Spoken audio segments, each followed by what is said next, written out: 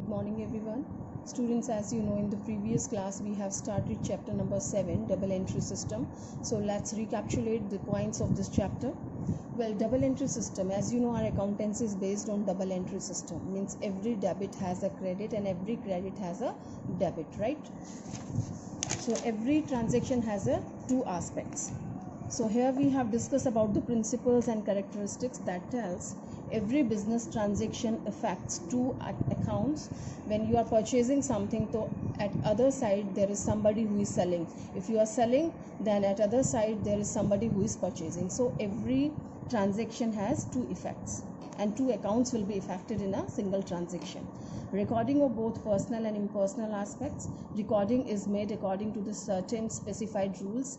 As you know now at this level that we have learned certain rule regulations and all the transactions will be recorded on the basis of these rules.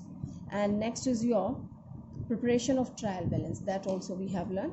Well, now we have learned this also, classification of accounts, and you know that we have two kind of account, basically personal and impersonal. And impersonal is further classified in two parts, that's real and nominal.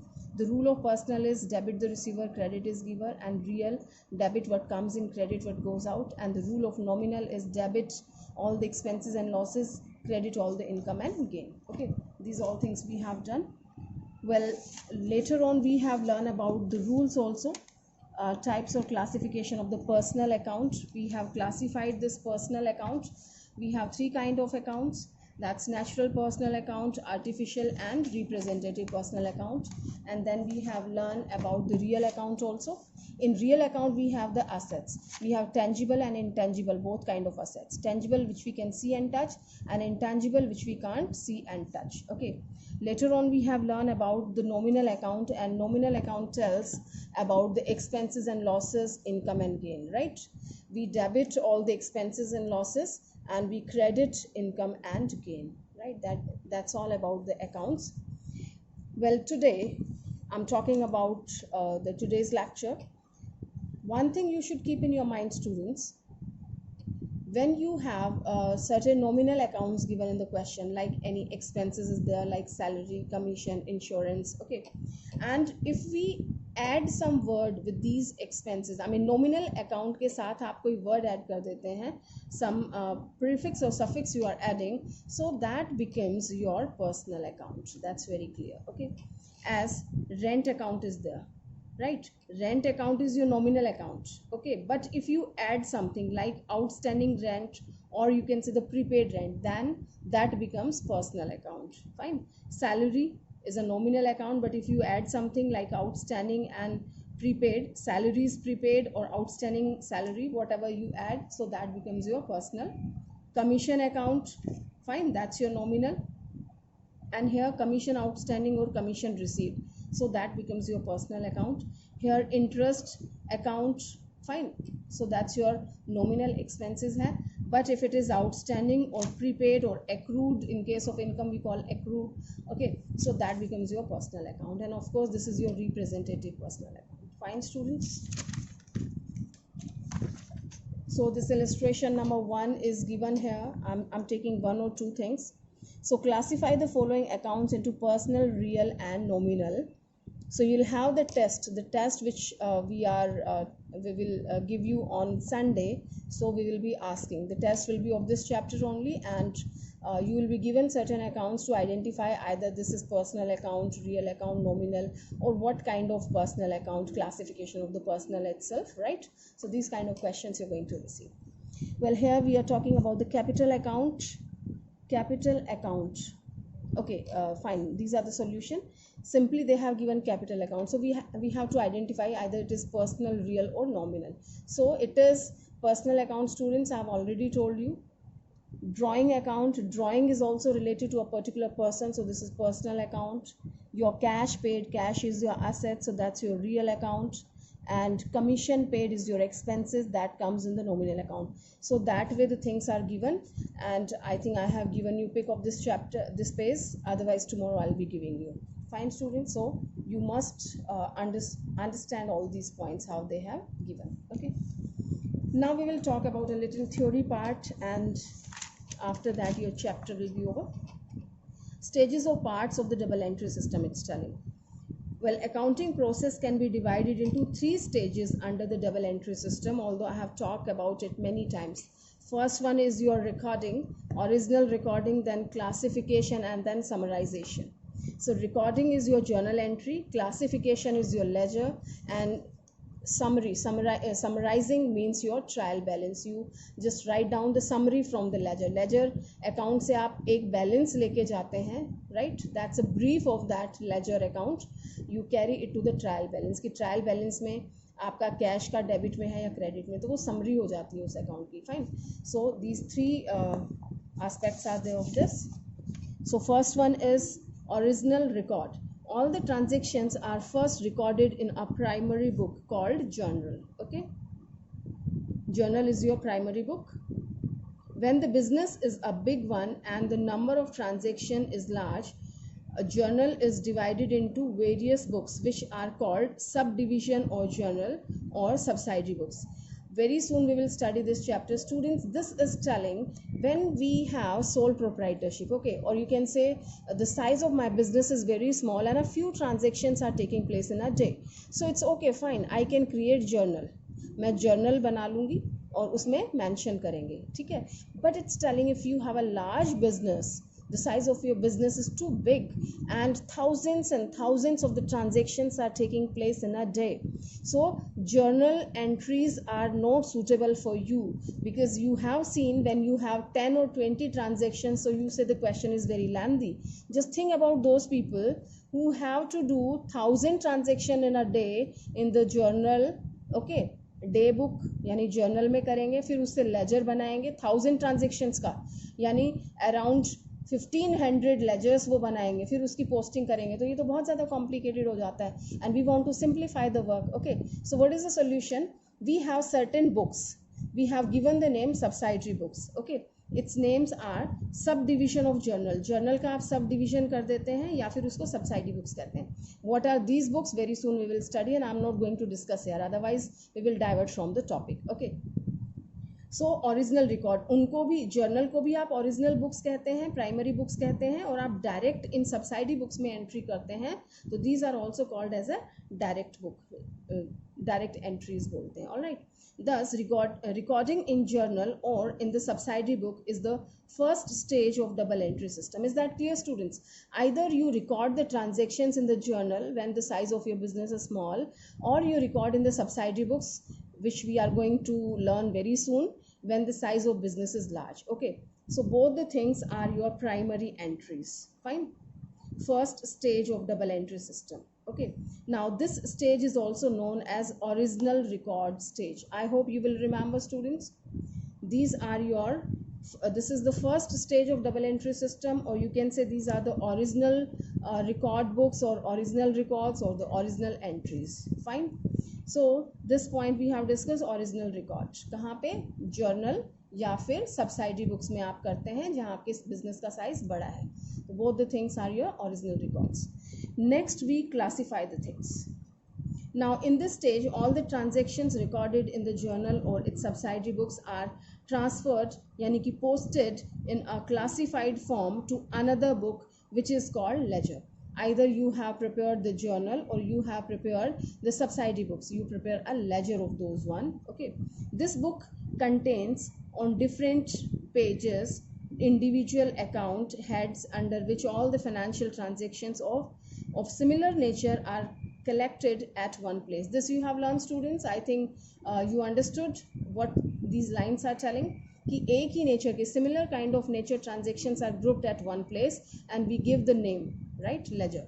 एक ही, जैसे cash के जितने भी transactions आए, the debit and credit, you just group all these cash transactions in the cash account, so that the combined effect of all the transactions relating to a particular account may be ascertained. Posting in ledger is also known as classification stage. Fine, students. So here you have classified all these journal entry and subsidiary books and we call it a ledger. Well, next we have learned, we find out the balance from the ledger and we carry it to the trial balance for the summary. So in this stage, all the accounts in the ledger are balanced off and are put in a list debit balances on one side and credit balance on the other side. The list so prepared is called a trial balance. The total of the debit side of trial balance must be equal to that of its credit side. Fine students, the debit side will be equal to its credit side. If the two sides of the trial balance are equal, the arithmetical accuracy of the accounts is proved, right? So that will be the proof of the arithmetical accuracy. With the help of the trial balance, a trading account and P&L account is prepared to ascertain the profit earned or loss suffered during a particular period, and a balance sheet is prepared to show the financial position of the business. All right, students, I've told you here we prepare the trial balance, and trial balance will be a statement. We need a statement to do any question, either that is mathematical problem or accountancy or any other thing. Either that's your economics, BST, social studies, science. You need a question, students. Fine. तो एक question मिलता है जब आप answer लिखते हैं उसका. तो आपको अगर फाइनेंशियल स्टेटमेंट्स बनानी है यानी फाइनल अकाउंट्स बनाने हैं तो आपको एक क्वेश्चन चाहिए होता है. ओके, और वो क्वेश्चन क्या होता है? Trial balance. जो आपने अभी सीखा था उस ट्रायल बैलेंस को हम क्वेश्चन मानते हैं, right? And maybe a few more transactions are given to you as an adjustment, and then we prepare our trading account, P&L account and balance sheet finally. Okay, so in the last of this book we will be learning all these things. Okay, well students, now here we have talked about the original records, means journal, ledger and trial balance. Okay, now we will talk about the advantages of the double entry system, or causes of its popularity. Why is it so popular? Why do we prepare this? Okay, or can say what are its need of the double entry system or advantages. The first one is scientific system. Now we know it very well. It's very much scientific. Well, all the rule regulations has been followed. Every debit has a credit also. So under this system, the transactions are recorded according to the certain specified rules, and as such the system is more scientific as compared to any other system of bookkeeping. In the last of this book we will study about the single entry system also, which is not scientific at all. Okay, so it's very much scientific. Next we have complete record of every transaction. You must have seen each and every transaction has a complete record, means every debit has a credit also. Okay, so everything has two effects. One is debit and another one is credit. Then it's telling preparation of trial balance. Well, that's an advantage of this. We prepare the trial balance also, and trial balance, if your trial balance agree, that means there is no arithmetical mistake, right? So I'm reading it for you. In double entry system, the amount recorded to the debit side of various accounts will always be equal to the amounts recorded on the credit side of various accounts. Okay, as such a trial balance can be prepared to check the arithmetical accuracy of the accounts. Fine. Next, it's telling preparation of trading and P&L account. Fine. After preparing the trial balance, recently I have told you we prepare the trading and P&L. So when with the help of this trial balance, a trader can prepare a trading account to find out the amount of gross profit or gross loss. Similarly, a P&L account is prepared to find out the net profit and net loss. Students, see, first we prepare trading account where we take the direct expenses, purchase return, opening stock, all the direct expenses. Then another side, closing stock, sales, so and so. And what we calculate, what will be the outcome of this trading account? The outcome of trading account is either gross profit or gross loss. Fine. And we carry this gross profit or gross loss to the next account, that is your P&L account. How this becomes, I'm not going to tell you right now, you will understand. So P&L account we prepare, and in P&L account we show indirect expenses and income, and what will be the outcome of this P&L account? That is your net profit, either net profit or net loss. Fine. So we prepare this trading and P&L account, and what are the outcomes? What do we find out? Gross profit, gross loss, net profit and net loss. Then knowledge of financial position of the business. Students, financial position, that means balance sheet, position of your business. आपका क्या status है, क्या position है, आपके business में कितनी assets हैं. Right hand side is your assets and left hand side is your liability. You have seen the format of the balance sheet. Okay, I have prepared it many times. So what is the position of your business? Position statement means आपके पास कितनी assets हैं, क्या properties हैं आपके पास, क्या liabilities हैं. ठीक है, so this we can come to know through this financial statement or position. At the end of each accounting period, every businessman wants to know the financial position of his business, value of the assets, liabilities, and capital of the business. In double entry system, separate accounts are opened for each and every assets and liability of the firm, and as such, a balance sheet can be prepared, which is a screen picture of the financial position of a business at a certain moment. A balance sheet reports the property values owned by the enterprises and the claims of the creditors and owners against these properties. That's all about it. I have told you, one side your properties means assets, it shows, and another side your liabilities means creditors, right? External liability, and internal one means capital. What are the owners equity? So your balance sheet is depicting all these things here. Next advantage, you can say knowledge of the various information. You just come to know about so many things from your accountancy, from your this double entry system, providing many benefits, like what is the amount of sales, purchase, and closing stock. Easily you can find out. This is mentioned in your double entry system when you keep your records on the basis of double entry system, so you can come to know about it. Fine. Next one, what amount is due to be received from the customer, or in other words, the total number of debtors and the amount in each case. Okay, how much you are supposed to receive from your customers, or you can say in another language ki who are your debtors, how much debtors are existing in the books. Then what amount is due to be paid to suppliers, in other words your creditors, right? What you have to pay to your creditors, how much liability is there on your head, okay, that we come to know. And how much amount has been paid on account of each head of expenses separately.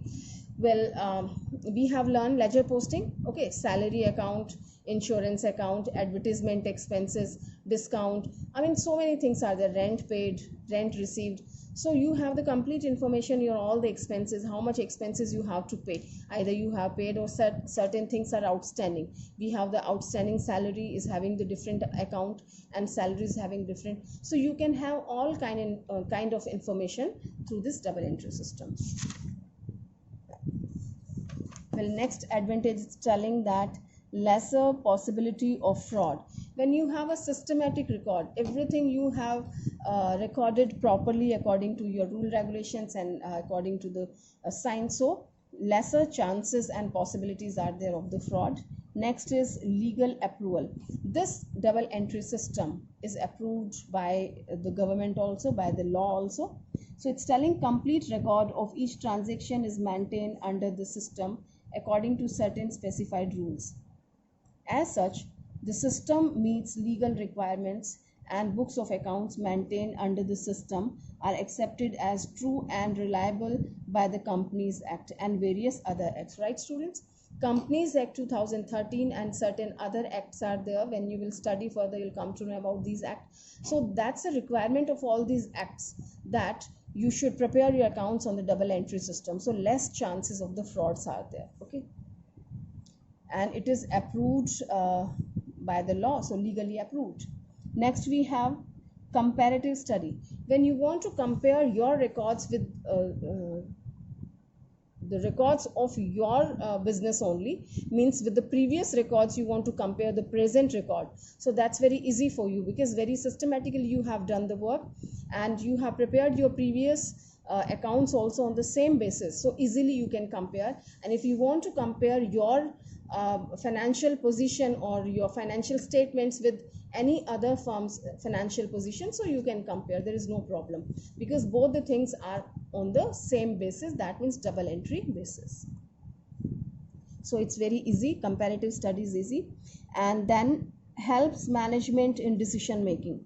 Well, under the system, the management can obtain all the requisite information quickly, and also the information provided by the system is most reliable. Fine, students, we have seen that we have classified the transactions in the ledger, and then we have summarization is there in the trial balance, so quick information we can have. Okay, so quick decisions can be there, and it's quite helpful to the management while taking the decision. And last one is suitable for all types of businessmen.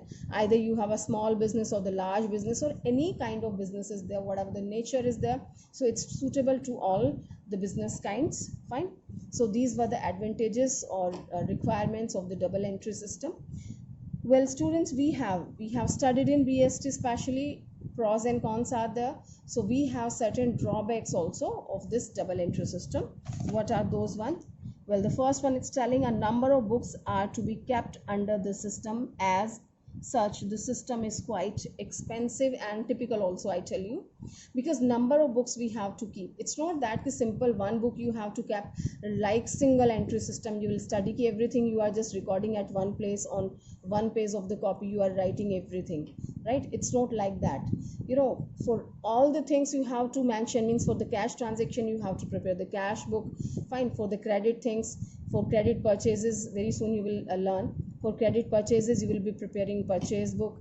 For the credit sales you will have the sales book. The different books you have to keep for the different transactions. So it's very complicated, not so easy, and expensive also. Next, it's quite difficult to apply the rules of debit and credit. Proper education, practical knowledge and training is required in order to have command over the rules of double entry system. As you must have seen, we have to learn it. It's not that you have told within 5 minutes ki do this way. It's not a clerical job, okay? It is expertise job. You have to be expert in this, only then you can pass the entries and all that, okay? And next one, only the arithmetical accuracy of the accounts is checked by the preparing. Very soon you will come to know about it. Trial balance is the proof of arithmetical accuracy only. When your trial balance tally or your trial balance agrees, doesn't mean that no mistakes are there. Of course mistakes can be there. So many kind of mistakes can be there. Different chapter is there for this. Later on we will study about it, okay? But there can be so many mistakes and still your trial balance agree. That's why we say that trial balance is not the 100% proof of the accuracy of the things. Of course, trial balance is the proof of arithmetical accuracy only. कि आपकी calculation में, carry forward में, totalling में, multiplication में, इसमें कोई गलती नहीं है, okay? So that's a proof of that only. But if you have principle आपका गलत है, प्रिंसिपल रॉन्ग किया है आपने. परचेज के लिए आप एंट्री करते हैं purchase account debit to cash, okay? But you have done cash account debit to purchase. So your cash account is wrong, your purchase account is wrong. Two books are wrong, but still your trial balance agree. Reason is very clear कि debit और credit में तो आपका same amount हुआ है ना. Debit and credit में भले ही दो अकाउंट गलत हो गए, but your eight last your trial balance will be agreed, okay? Well, next it's telling about errors of omission. Error of omission, if you forget something to record, it's a blunder, it's a mistake. आपने एक entry, you didn't pass the entry, you have just forgotten. Omission, error of omission. Error of omission मतलब भूल जाना. Omission means भूलना, okay? तो भूल की कोई गलती हो जाती है, completely you have skipped. That means you didn't enter either in the debit side or in the credit side. ना डेबिट में enter हुआ है ना क्रेडिट में. There is no effect at all on the trial balance. Your trial balance will agree, but still there is a mistake. Next is error of commission. If wrong amount is recorded in the books of original entry. Error of commission means you just do the wrong entry. आपने कोई गलत amount लिख दिया है, debit में भी and credit में भी. Still your trial balance agree. Although both the accounts are wrong, still your trial balance agree. So that's the drawback of this. Well, error of principle I have already explained कि purchase to cash था, आपने cash to purchase कर दिया. So this is your error of principle, means आपके rule regulations ही गलत हो जाते हैं, but your debit and credit is we have entered the same amount, equal amount in the debit and credit. So your trial balance will agree, but that is not accurate. Fine, students? And here the last one we have compensating errors. Compensating errors means the mistake is compensated. Suppose in the debit side you have entered 100 rupees less. Are you getting, students? आपने debit side में गलती से 100 rupees कम डाला है, and again you commit one mistake कि next किसी account को post करते हुए, उसके समराइजिंग करते हुए क्रेडिट में भी आपने 100 रुपीज़ कम लिख दिया. ठीक है। तो ये mistake although the different accounts were there, एक उस अकाउंट में गलती होगी डेबिट में एंड एक क्रेडिट में हो गई है, एक लाइबिलिटी में हो गया, एक सैलरी में हो गया।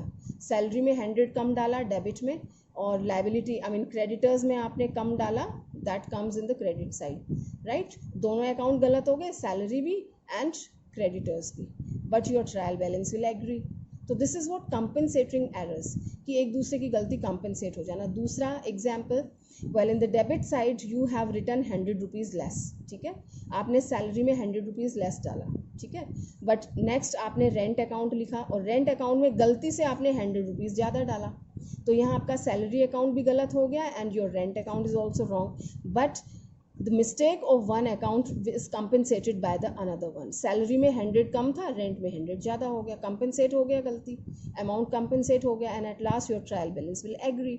Okay, so these are the drawbacks of the trial balance. At last you find your trial balance is agreed, but still it's not the proof of 100% accuracy. Fine students, so that's all in this chapter of the double entry system. I hope you are understood what is double entry system and what are its benefits, drawbacks, and what is it in fact. So wish you all the very best for your test, students, and there will be test on Sunday of this chapter only. Okay, so prepare well and complete your questions properly. Thank you.